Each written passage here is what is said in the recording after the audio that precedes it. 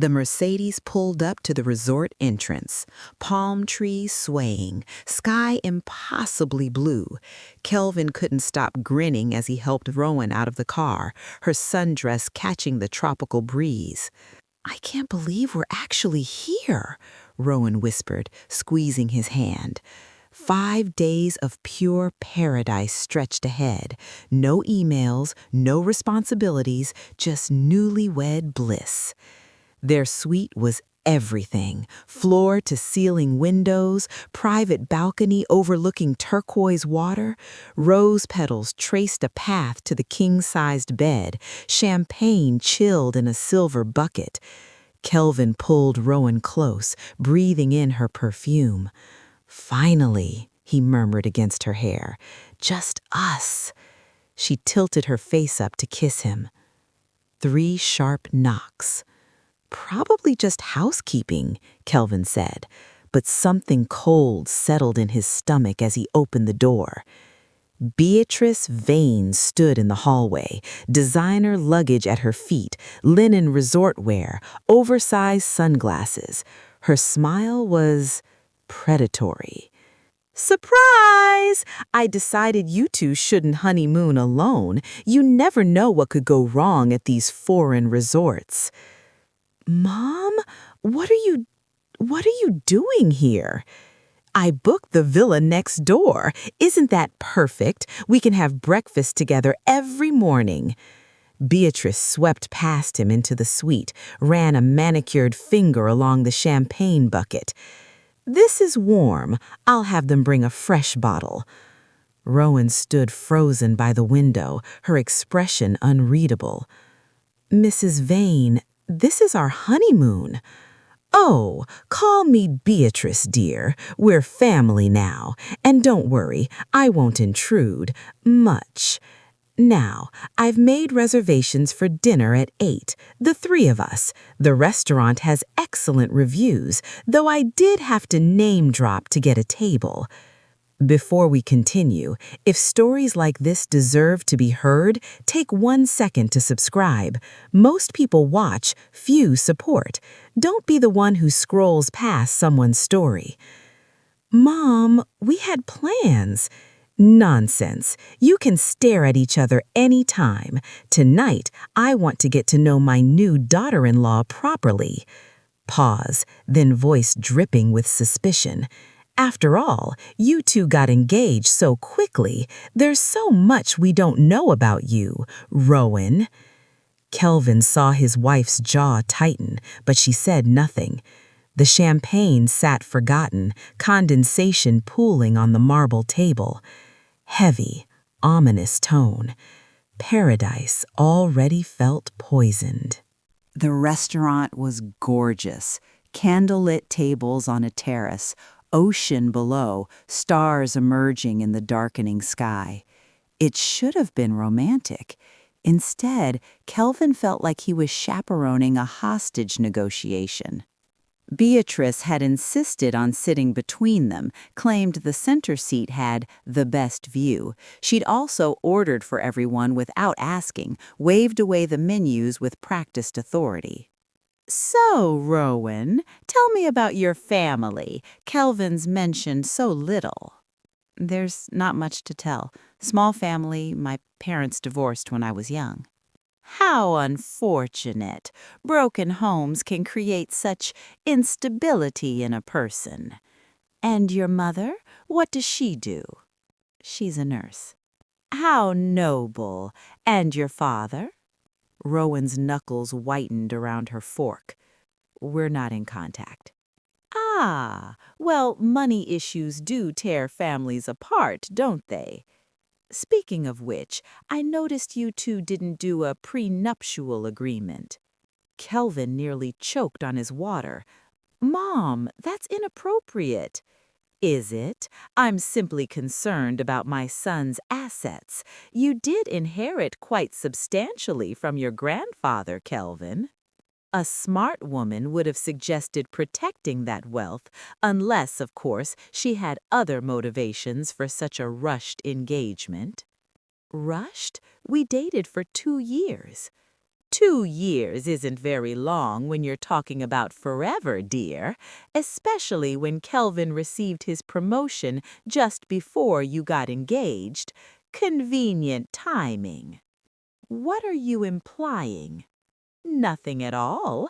I'm simply saying that some women are strategic, gold diggers, if you will. They identify wealthy men and... That's enough. Both women turned to stare at him. Mom, Rowan loves me. We love each other. Can we please just enjoy dinner? Beatrice dabbed her lips with her napkin. Of course, sweetheart. I'm just trying to protect you. That's what mothers do. But her eyes, when they settled back on Rowan, promised this was only the beginning. The ocean whispered against the shore below, beautiful, uncaring. Kelvin reached for Rowan's hand under the table. She pulled away, staring at her untouched plate. The food came, exquisitely prepared, and tasteless as cardboard. Kelvin woke to his phone buzzing. Disoriented, he grabbed it from the nightstand, squinting at the bright screen. A message from the resort concierge. We regret to inform you that your couple's massage appointment has been canceled due to staff illness. What's wrong? Nothing. Go back to sleep. But his stomach twisted. This was the third cancellation in 2 days. First, their private beach dinner, canceled due to unexpected weather, though the sky had been cloudless. Then the sunset yacht, mechanical issues. Now the massage they'd booked months ago. By noon, Rowan wasn't hiding her frustration. This is ridiculous. Every romantic thing we plan gets canceled, but the resort bar and gift shop work perfectly fine? It's just bad luck, babe. Is it? She glanced toward the adjoining villa. Your mother's been here every time something gets canceled, and she always has an alternative ready. 3 sharp knocks. As if summoned. Kelvin opened the door to find his mother, wide-brimmed hat, flowing cover-up. Good news! I heard about your massage cancellation. Such a shame. So I booked us all for a group meditation session instead. Doesn't that sound lovely? Mom, we wanted alone time. You'll have plenty of alone time tonight. Right now, we should make the most of the resort amenities. Besides, I already paid for 3 spots. You wouldn't want to waste my money, would you? Rowan stood abruptly. Actually, I have a headache. You two go ahead. Nonsense. Fresh air will help. Come along. Beatrice linked her arm through Rowan's with surprising strength, practically dragging her toward the door. Kelvin followed helplessly as his mother chatted about chakras and energy healing. When they arrived at the wellness center, the instructor looked confused. Mrs. Vane, we don't have a group session scheduled today. Oh, didn't the concierge tell you? I arranged everything this morning. I'm sure we can work something out. Beatrice pulled out her wallet. Kelvin saw several $100 bills change hands. Later, back in their suite, Rowan wouldn't look at him. She's bribing staff, canceling our plans and bribing staff to accommodate hers. That's paranoid. Is it? Or are you just afraid to see what your mother really is? Tense silence. The planted evidence. Rowan was unpacking the last of their clothes when Beatrice knocked, no, pounded on their door. Kelvin, open this door immediately. He scrambled from the shower, barely wrapped in a towel.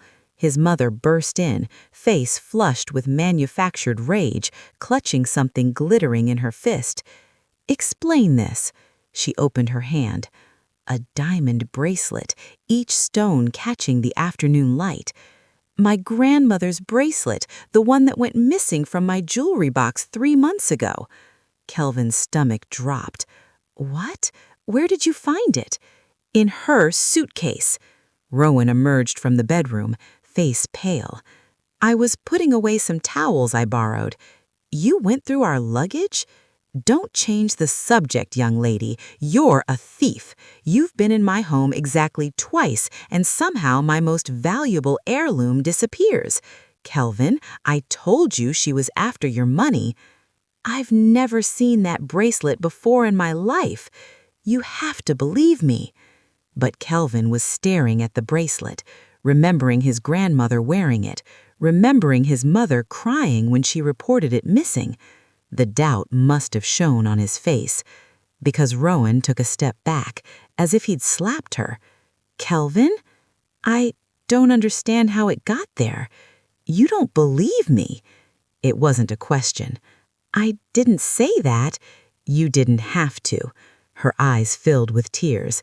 "Your mother plants evidence in our luggage, and you're actually considering—" "Plants? How dare you accuse me? I'm the victim here. You stole from me, and now you're trying to manipulate my son against me. This is insane." She turned to Kelvin. "Tell her to leave right now." But Kelvin stood frozen between them, his mother's tears, his wife's fury, pulling them in opposite directions. "Mom, maybe there's been a mistake." "A mistake? My grandmother's bracelet doesn't just walk into someone's suitcase. She's a con artist, Kelvin, and you're too blinded by infatuation to see it." Rowan grabbed her room key. "I need air." She left, and the silence that remained felt like broken glass.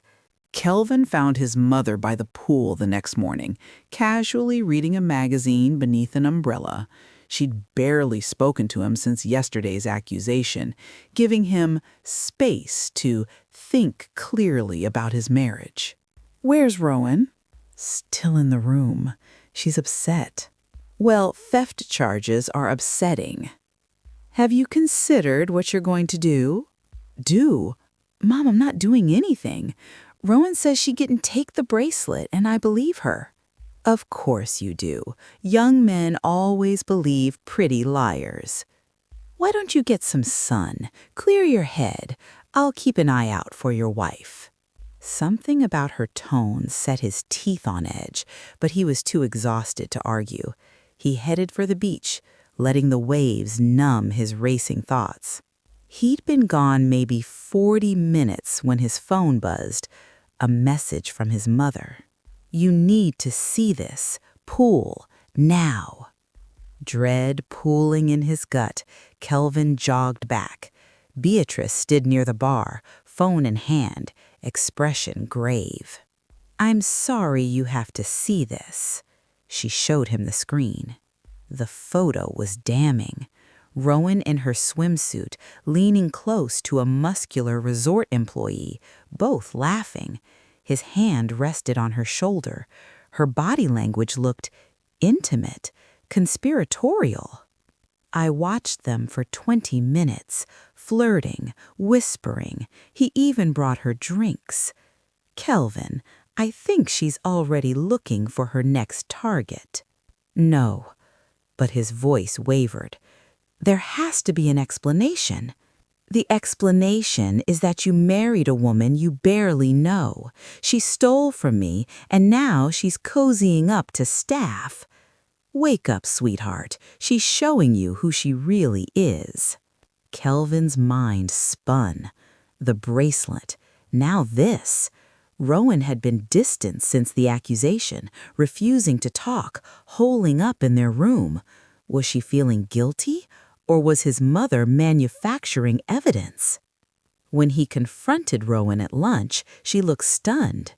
"Are you seriously accusing me of flirting with resort staff?" "My mom has a photo." "Of course she does. Kelvin, that employee asked if I needed anything. I said no thank you. That's it. We talked for maybe 2 minutes. It looked like more than that." Her face crumpled. "You actually think I'd cheat on you 4 days into our marriage? I don't know what to think anymore." The words hung between them, toxic, irretrievable. The evidence mounted, like a slowly tightening noose. A $1,000 spa charge appeared on their room bill, services Rowan claimed she never booked. A bellhop mentioned that Mrs. Vane had been asking detailed questions about transferring money internationally. Beatrice produced receipts, witness statements, photographs. each piece of the puzzle painting Rowan as a calculating con artist. "She's setting me up! Can't you see that?" They were in their suite, the paradise view mocking them through the windows. Kelvin sat on the edge of the bed, head in his hands. "Why would my mother do that?" "Because she can't stand losing control of you. She crashed our honeymoon, Kelvin. She stays in the villa next door. She shows up every time we try to be alone. This is sabotage." "That's paranoid." "Is it? Then explain the bracelet. Explain how every romantic plan we made mysteriously gets canceled. Explain why your mother always has an alternative activity ready.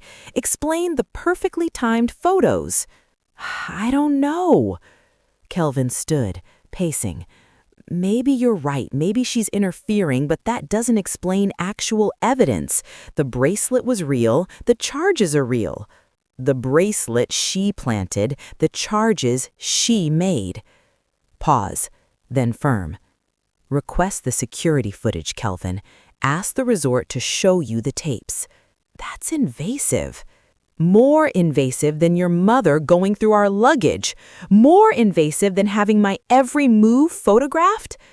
She grabbed her suitcase from the closet. "I can't do this." "What are you doing?" "Packing." "If you won't defend me, if you won't even investigate your mother's accusations, then we have no marriage. A marriage requires trust, and you clearly don't trust me." "Rowan, wait." "No, I'm done waiting. I'm done defending myself against lies. I'm done begging you to choose your wife over your mother." She threw clothes into the suitcase, movements jerky with anger and pain. "I want to know what hurts most, that you even hesitated, that you looked at evidence your mother presented and thought, even for a second, that I could be capable of this." 3 sharp knocks. Beatrice entered without waiting for an answer. "I heard yelling. Is everything—" She stopped, seeing the suitcase. "Rowan, where are you going?" "Away from you." "How dramatic. Running away only makes you look more guilty, dear." Rowan turned to Kelvin one last time. "It's me or her. Choose." The evidence mounted, like a slowly tightening noose. $1,000 spa charge appeared on their room bill, services Rowan claimed she never booked. A bellhop mentioned that Mrs. Vane had been asking detailed questions about transferring money internationally. Beatrice produced receipts, witness statements, photographs, each piece of the puzzle painting Rowan as a calculating con artist. "She's setting me up! Can't you see that?" They were in their suite, the paradise view mocking them through the windows. Kelvin sat on the edge of the bed, head in his hands. "Why would my mother do that?" "Because she can't stand losing control of you. She crashed our honeymoon, Kelvin. She stays in the villa next door. She shows up every time we try to be alone. This is sabotage." "That's paranoid." "Is it? Then explain the bracelet. Explain how every romantic plan we made mysteriously gets canceled. Explain why your mother always has an alternative activity ready. Explain the perfectly timed photos." "I don't know." Kelvin stood, pacing. "Maybe you're right. Maybe she's interfering, but that doesn't explain actual evidence. The bracelet was real. The charges are real. The bracelet she planted. The charges she made." Pause, then firm. "Request the security footage, Kelvin. Ask the resort to show you the tapes." "That's invasive." "More invasive than your mother going through our luggage. More invasive than having my every move photographed." She grabbed her suitcase from the closet. "I can't do this." "What are you doing?" "Packing." "If you won't defend me, if you won't even investigate your mother's accusations, then we have no marriage. A marriage requires trust, and you clearly don't trust me." "Rowan, wait." "No, I'm done waiting. I'm done defending myself against lies. I'm done begging you to choose your wife over your mother." She threw clothes into the suitcase, movements jerky with anger and pain. "I want to know what hurts most, that you even hesitated, that you looked at evidence your mother presented and thought even for a second that I could be capable of this." 3 sharp knocks. Beatrice entered without waiting for an answer. "I heard yelling. Is everything—" She stopped, seeing the suitcase. "Rowan, where are you going?" "Away from you." "How dramatic. Running away only makes you look more guilty, dear." Rowan turned to Kelvin one last time. "It's me or her. Choose." Kelvin watched his wife zip the suitcase closed, her hands trembling. The ultimatum hung in the air between them, sharp as broken glass. "Rowan, please don't leave. We can work this out." "Can we? Because from where I'm standing, you've already made your choice. You believed her over me. You actually questioned whether I stole from your family and flirted with strangers 4 days into our marriage. I just needed time to process." "Time to process what? There's nothing to process unless you think I'm capable of this, which apparently you do." Beatrice moved closer, placing a hand on Kelvin's shoulder. "Sweetheart, I know this is painful, but it's better you found out now, before children get involved, before she takes half of everything you've worked for." "See? She's already talking about divorce settlements. This was her plan from the beginning." "My plan was to protect my son from a woman who clearly married him for money. You targeted Kelvin, researched his family, played the perfect girlfriend, and rushed him to the altar before he could think clearly." "That's not true." "Then explain the evidence. Explain why you're running instead of fighting these accusations." Beatrice pulled a folded paper from her purse. "I've already contacted my lawyer, an annulment on grounds of fraud. We can end this quietly, or we can make it very public and very expensive for you." Kelvin's head spun. "Mom, what are you doing?" "What you're too weak to do, ending this disaster before it destroys you."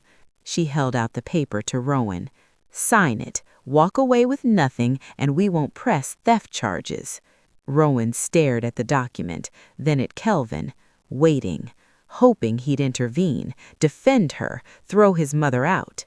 The silence stretched. "Kelvin?" He opened his mouth. No words came. His mother's tears, the bracelet, the photos, his wife's fury, everything tangled into paralysis.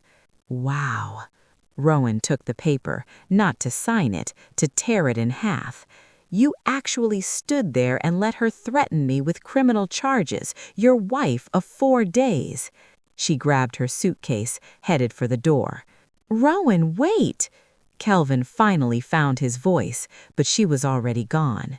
The door slammed with finality. Beatrice squeezed his shoulder. "You did the right thing, letting her go. Now we can fix this mess." But Kelvin wasn't listening. He was staring at the torn paper on the floor, wondering how his honeymoon had become a nightmare. Kelvin sat alone in the suite.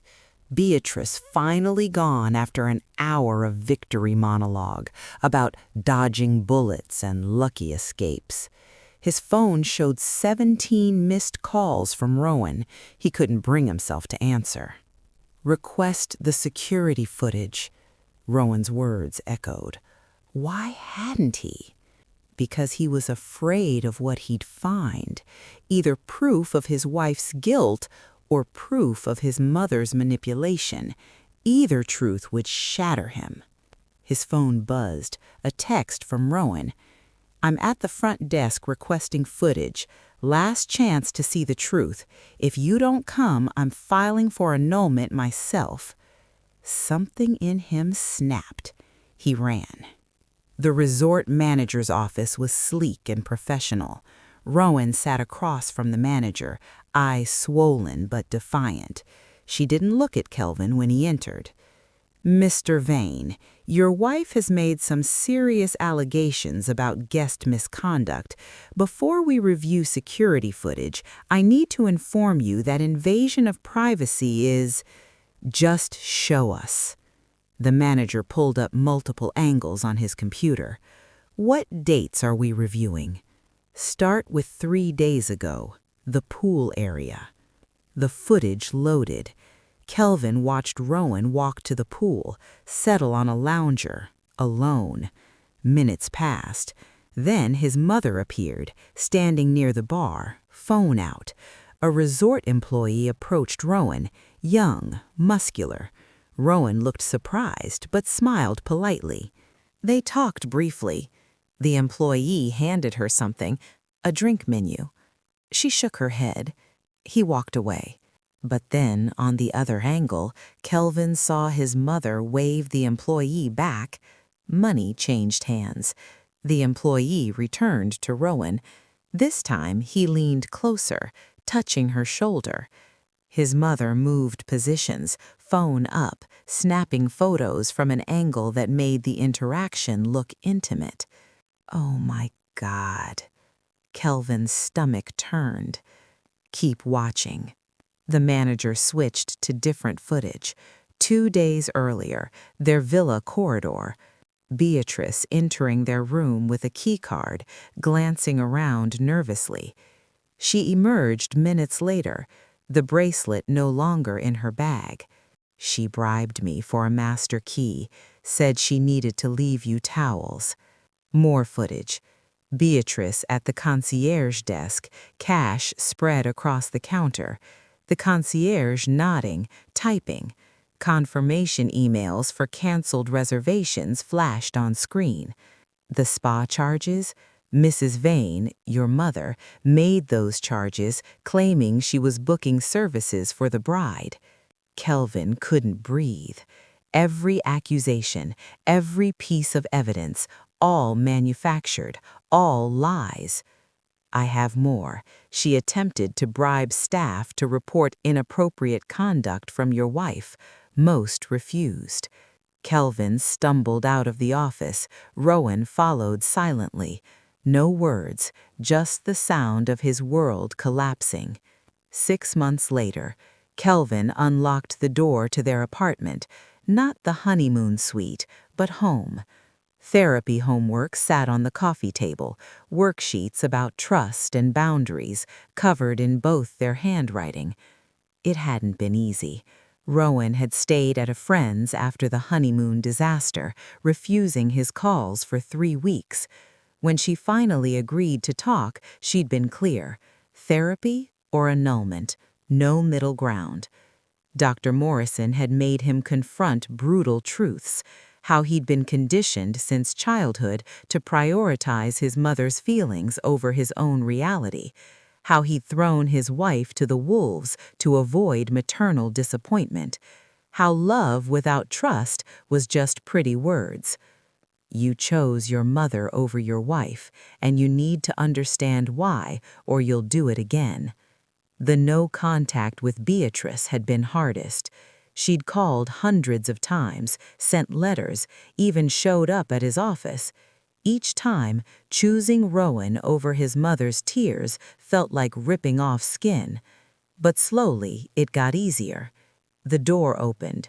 Rowan came home from work, dropping her bag by the door. Hey. Kelvin pulled her close, grateful when she didn't pull away.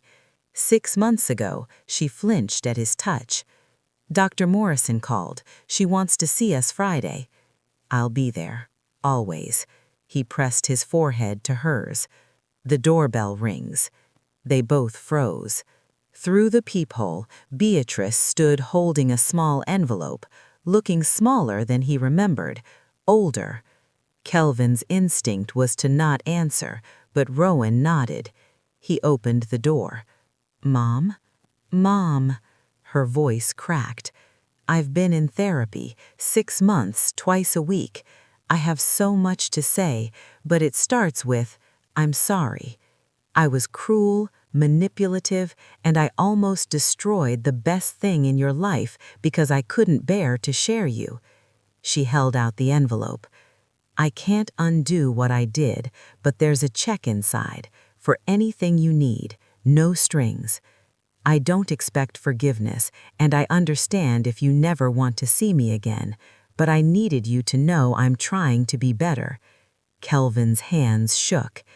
"If you ever manipulate us again, I'm gone forever, I understand."